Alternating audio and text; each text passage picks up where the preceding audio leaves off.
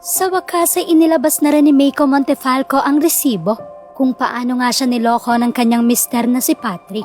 Kitang-kita dito kung paano ni Patrick utuin ang babae niya base sa inilabas na resibo. Kamakailan nga ay hot topic nga ang mag-asawang Meiko at Patrick. Dahil sa nangyaring confrontations ni Meiko sa pambababae ng kanyang asawa. Paglilinaw ni Meiko, ginawa niya ang video recording sa naganap na komprontasyon upang magkaroon ng sapat na ebidensya laban sa asawa. Hindi pala ito ang unang beses na may insidente ng umano'y cheating laban sa kanya ang mister.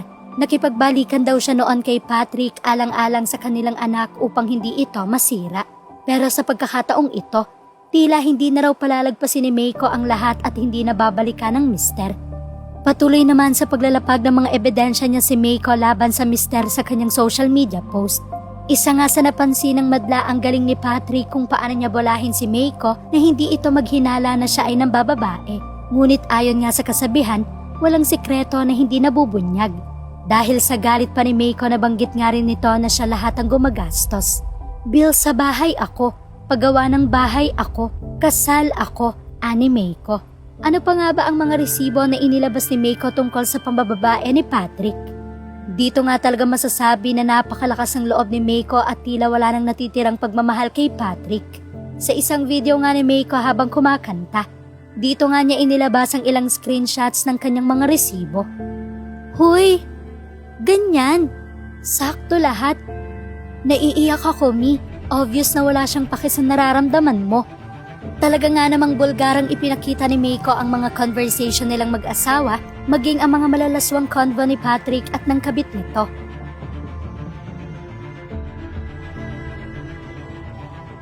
Mababasa naman sa mga message ni Patrick kay Meiko ang tila pambobola nito na sinasabing mahal na mahal niya si Meiko.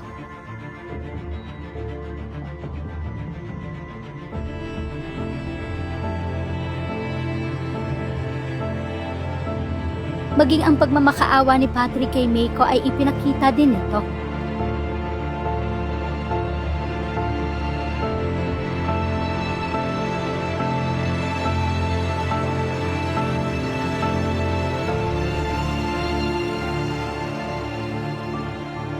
Mababasa nga rin sa reply ni Meiko na halos umiyak na siya ng dugo ay hindi pa rin umaamin si Patrick sa pambababae nito. Talagang naninindigan si Patrick na wala siyang ginagawa na masama at mahal na mahal daw niya si Meiko. Isa sa mga sinasabi ng mga cheater, walang ginagawa at mahal na mahal ka pag nahuli. Wala kang mapapala sa taong manloloko, hindi magiging kontento yan. Hanap lang niyan, sarap. Ayaw makipag-iwalay kasi wala na siyang makukuhanan ng pera. Kung matatandaan, sinabi nga ni Meiko na siya ay asawang walang alam at naniniwala sa mga palusot at kasinungalingan. I accepted all of the unclear explanations. I was blind of all the loopholes. Giit ni Meiko, hinding-hindi niya napatatawarin ng asawa. It is over. It is over. Kadiri kayo, ang bababoy nyo.